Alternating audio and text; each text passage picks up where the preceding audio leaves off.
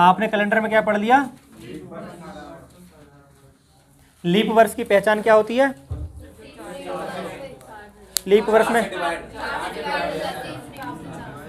वर्ष में कितने दिन होते हैं? 366। लीप वर्ष में 366 दिन होते हैं और साधारण वर्ष में?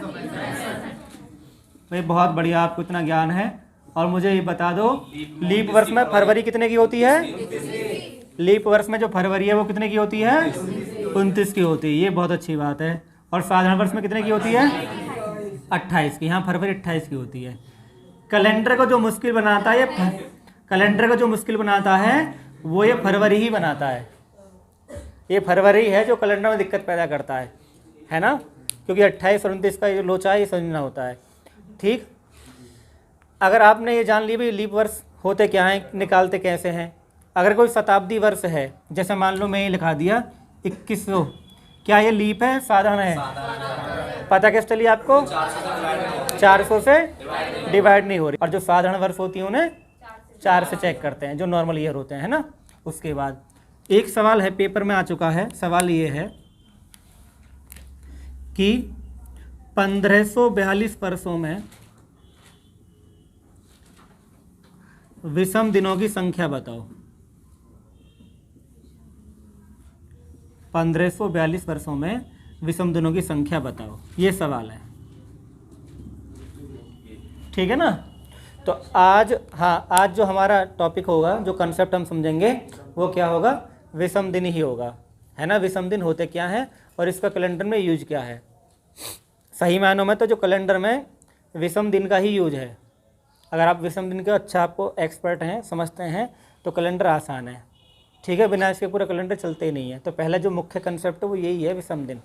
ठीक, आज इसको जानते हैं, डिटेल में समझते हैं ये होता क्या है, नहीं तो हम पता नहीं कर पाओगे कि ये मामला क्या है। ठीक है जी। विषम दिन का मतलब क्या होता है, पहले तो ये जानना है। विषम दिन बोलो या अतिरिक्त दिन बोलो। ठीक है, अतिरिक्त दिन बोलो या ऑड डेज बोलो, कोई दिक्कत नहीं है। ठीक है, या एक्स्ट्रा बोलो, तो ये सब विषम दिन है। विषम दिन का मतलब क्या होता है हमें ये जानना है। हम ये बात जानते हैं कि जो एक वीक के अंदर कितने दिन होते हैं? 7 दिन होते हैं। यानी एक सप्ताह में कितने दिन होते हैं? और एक हफ्ता में? ठीक है, एक सप्ताह में कितने दिन होते हैं? 7 दिन होते हैं। और एक हफ्ता में? उसमें भी 7 दिन होते हैं। ठीक है, बात समझ में आ गई? ठीक, हफ्ते का मतलब ये नहीं होता कि 8 दिन है। एक भाषा है, हफ्ता कुछ नहीं, एक भाषा है, भाषा बन गई है और कुछ नहीं है। ठीक है ना। तो हफ्ते का मतलब ये नहीं होता कि भैया 8 दिन होगा। ठीक है, चलो अभी बढ़ते आगे, समझते हैं चीज़ों को। तो एक वीक में 7 दिन हो गए, तो ध्यान रखना कि एक वीक में जब 7 दिन होते हैं, ठीक, तो जब हम वीक बनाते हैं तो वीक बनाने के बाद जो बचे दिन हैं, है ना, वीक बनाने के बाद में जो बचे दिन हैं उनको ही हम क्या कहते हैं? विषम दिन कहते हैं। तो विषम दिन का मतलब क्या हो गया? विषम दिन का मतलब ये हो गया कि वीक बनाने के बाद बचे शेष दिन। और आप ये जानते हो कि जो विषम दिन है ना, वो कितने हो सकते हैं अधिकतम? अगर आपसे पूछा जाए अधिकतम विषम दिन कितने हो सकते हैं? 6 हो सकते हैं।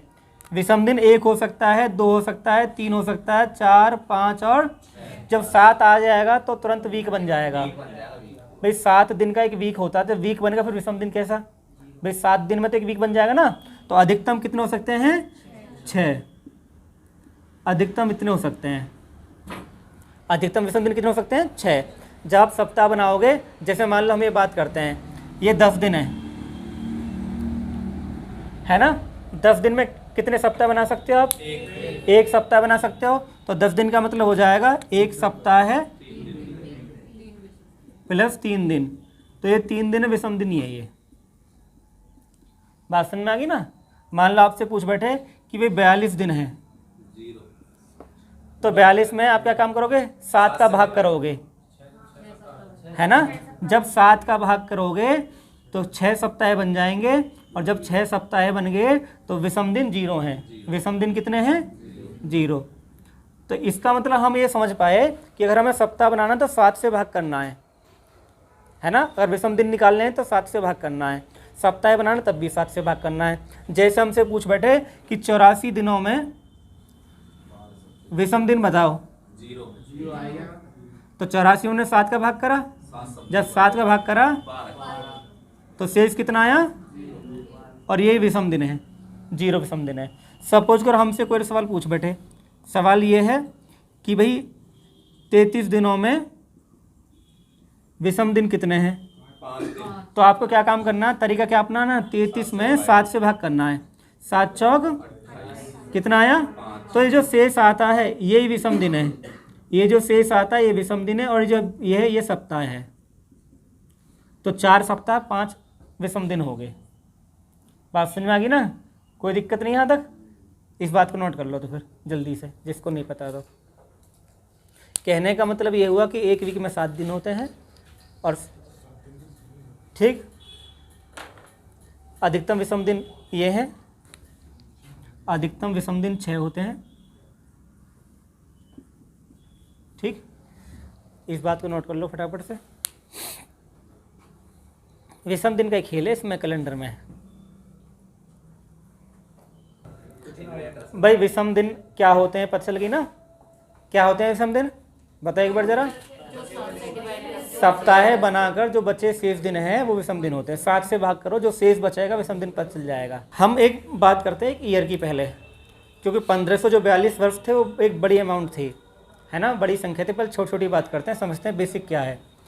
अगर हम एक बात करें एक साधारण वर्ष की, एक जो साधारण वर्ष है उसमें दिन आपने कितने बताए, 365 दिन बताए।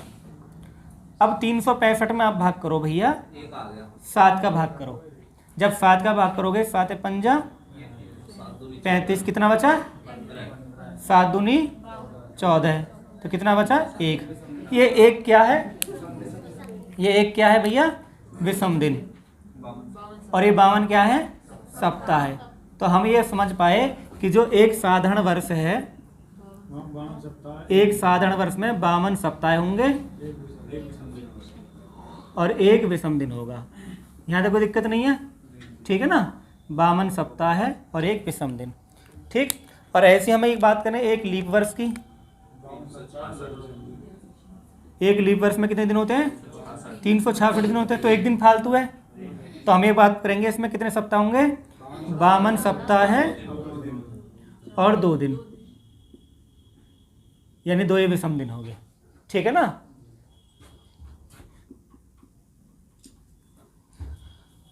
यहां तक कोई दिक्कत नहीं है, क्लियर होगी बात। अगर आपको दिन दे रखे हैं तो दिन में आपको कोई दिक्कत नहीं है, आप डायरेक्ट भाग कर पाएंगे 7 का।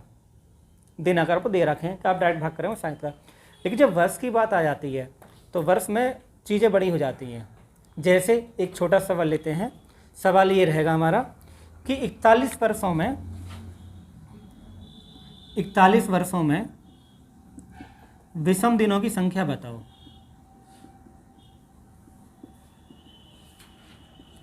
अभी बता रहे हैं गुरुजी। 41 वर्षों में विषम दिनों की संख्या बताओ। अब सवाल बदल रहे हैं धीरे धीरे, धीरे धीरे हम चीज़ों को सीख रहे हैं। अब ये 41 क्या है, वर्ष हैं। 41 क्या है, ये वर्ष हैं, है ना। दिन नहीं है जो 7 का भाग दे दोगे, बात सुनना आ गई। ये दिन नहीं है कि 7 पंजा 35 कर दो 6 बोल दो। ये 41 क्या है, वर्ष है। तो हमारा कर्तव्य अब ये होगा कि जब हमें वर्ष दे दे तो हमें पता करना होगा कि इसमें कितने लीप हैं और कितने साधारण हैं। मेरी बात समझ रहे हो मैं क्या कहना चाह रहा हूँ। जब हमारे पास 41 वर्ष आ गए तो हमें अब ये पता करना होगा कि इसमें कितने लीप हैं और कितने साधारण हैं, ठीक। अब 41 वर्षों में हमें पता कैसे चले, तो हमें ध्यान रखना होता है कि जो 41 वर्ष हैं उसमें हम 4 का भाग करेंगे। 10 राजा के लीप 31 साल। जब आप 4 का भाग करोगे तो 4 से कितनी बार जाएगा, ये 10 बार चला जाएगा। तो ये जो 10 वर्ष हैं ये लीप वर्ष हैं। बात तो समझ लो भाई, ये यहाँ से चीज़ें बदल रही हैं अब। ठीक है, सुनो जरा ध्यान से एक बार बोर्ड पे। अरे बात नहीं पीछे देखो बेटा, 41 वर्ष में कितनी लीप हैं? 10। कोई दिक्कत नहीं है। जब 41 वर्ष में 10 लीप वर्ष हैं तो बची कितनी? 31। तो 31 क्या है? 31 क्या भैया? साधारण वर्ष हैं। यहाँ तक बताओ कोई दिक्कत हो तो? कोई दिक्कत नहीं है। ठीक है, अब तुम्हें क्या काम करना कि एक लीप वर्ष में 2 दिन होते हैं विषम। अभी पढ़ा था हमने भी कि एक लीप वर्ष में 2 विषम दिन होते हैं। तो यहाँ 2 गुणा कर दो तो कितना आ जाएगा? 10 दूनी। और एक साधारण वर्ष में कितने विषम होता है? 1 होता है। एक साधारण वर्ष में 1 ही तो होता है और लीप में 2 होते हैं। ये चीज़ याद रहेगी। तो कितना आ गया? 31। इनको हम ऐड कर देंगे। ये 51 क्या है? ये दिन है। यानी 41 वर्षों में टोटल दिन कितने बैठे? 51, जो हमने निकाल दिए। अब हमें क्या काम करना है? 7 का भाग करना होगा, है ना? किसका भाग देना होगा? 7 का। तो जब आप 51 में 7 का भाग दोगे तो 7 सत्ते 49, कितना बचा? तो ये विषम दिन आ गए। पिक्चर क्लियर होगी भाई? कोई दिक्कत तो नहीं यहाँ तक? ठीक है, कहने का मतलब ये हुआ कि जो वर्ष हैं उनमें 4 का भाग दिया जाएगा और जो दिन है उनमें 7 का भाग दिया जाएगा। 51 में 7 के तो भाग दिया है। 51 में 7 का भाग दिया। क्यों? क्योंकि ये दिन है। दिनों में हमें 7 का भाग देना है और वर्ष में हमें 4 का भाग देना है। ये बात याद रहेगी? अगर याद ना रहे तो लिख लेना। ठीक है, हाँ, वर्षों में कितने वर्ष दे रहा है? हमें 4 से ही भाग करना है। कोई दिक्कत तो नहीं यहाँ तक कि वर्ष कितने ही सही, हमें 4 से ही भाग करना है। ठीक, मेरा सवाल ये है कि प्रथम 100 वर्षों में कितने विषम दिन हैं? मेरा सवाल ये है, प्रथम 100 वर्षों में कितने विषम दिन हैं? विषम दिन जो अधिकतम हो सकते हैं वो 6 हो सकते हैं। अधिकतम 6 हो सकते हैं ना विषम दिन? हमें इस बात पर ध्यान देना है। ठीक है, प्रथम 100 वर्षों में कितने विषम दिन हैं? ठीक है ना? तो आपको सामने क्या है? ये 100 वर्ष हैं। तो जब 100 वर्ष आपको दे रखी है, आपको किस में भाग करना है? इसमें 4 का 7 का हैं? वर्षों में 4 का भाग करते हैं। Is that clear? अब आपको ये बताना है कि प्रथम 100 वर्षों में कितने लीप वर्ष हैं? 24 है, 25 कर दो। ठीक है ना? ये बात का ध्यान रखना कि प्रथम 100 वर्ष में, ये बात हम बता चुके हैं, लीप वर्ष कितने हैं? हालांकि जब 4 से भाग देते तो 25 आता है। 4 से भाग देते कितना आता है? लेकिन होते 24 है। अब ये कहोगे ये कौन सा चमत्कार है? क्योंकि जो 100वीं वर्ष है, 100 वर्ष क्या है? शताब्दी वर्ष है। और शताब्दी वर्ष को 4 से भाग नहीं करते, किससे भाग करते हैं? 400 से भाग करते, कटेगा नहीं। इसलिए 100वां वर्ष क्या है? लीप नहीं माना जाएगा। तो कितने हो जाएंगे? 1 कम हो जाएगा, नहीं 24 हो जाएंगे। ये बात मैं पहले बढ़ा चुका हूँ। ठीक है ना? तो 100 वर्षों में कितने लीप वर्ष हैं भाई? 24 लीप वर्ष हैं। तो साधारण कितने हुए? 76 साधारण वर्ष हो गए। कोई दिक्कत है यहाँ तक? बताओ भाई। ठीक है ना? कोई दिक्कत तो नहीं यहाँ तक? ठीक, तो हमें पता है कि एक लीप वर्ष में 2 होते हैं। तो 24 दूनी 48 हो गया।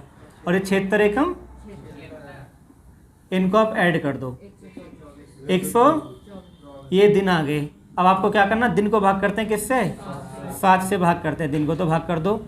7 एकम 7 सत्ते, तो कितना आ गया? ये विषम दिन आ गए। ठीक है ना? क्लियर हो कीजिए बात?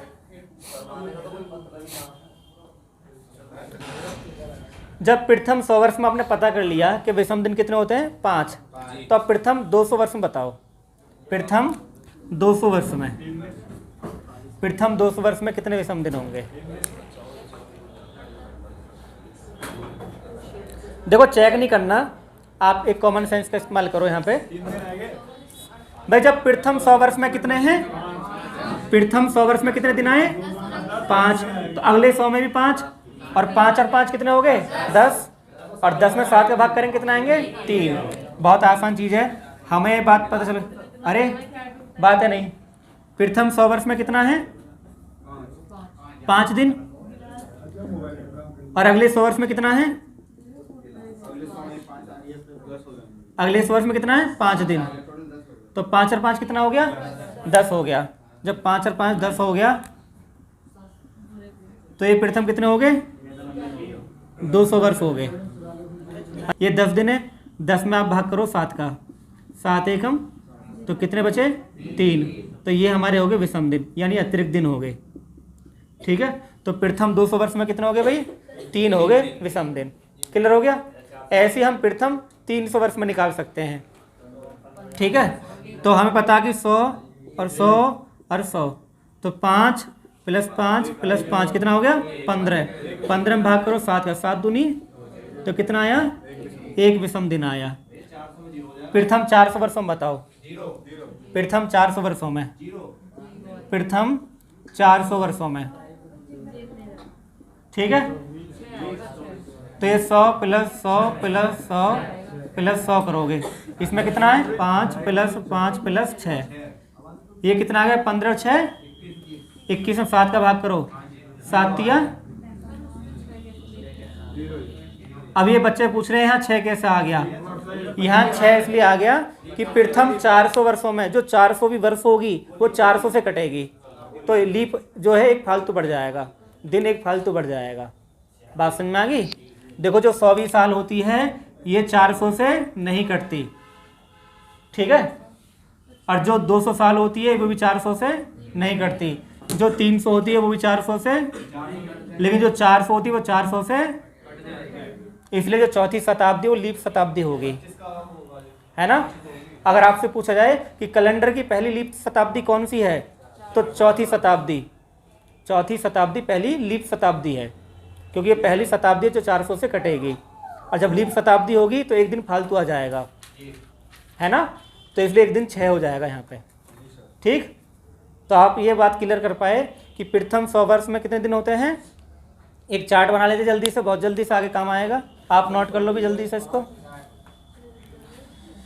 चलो यहाँ मैं चार्ट बना रहा हूँ बहुत छोटा सा। प्रथम 100 वर्ष 5, प्रथम